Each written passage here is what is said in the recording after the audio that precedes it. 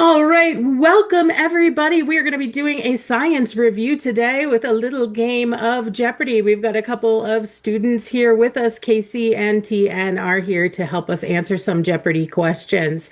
And we are going to look at a bunch of GED style examples. So I hope you guys are ready. Here we go.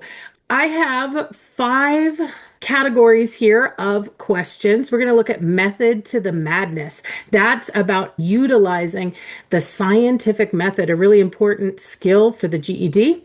Then we've got analyze this. That one's using data analysis, the branch of mathematics that scientists use in order to reach conclusions about their data. Then we've got formula for success. We are going to look at how they use formulas even in the world of science and how we can do that. We're going to look at interpreting science diagrams with the category worth 1,000 words. And then finally, in Pass It On, we're going to look at all kinds of things: heredity, Punnett squares, probability, interpreting science text, some challenging skills, but some that are really important for the GED. Why don't you pick our first question?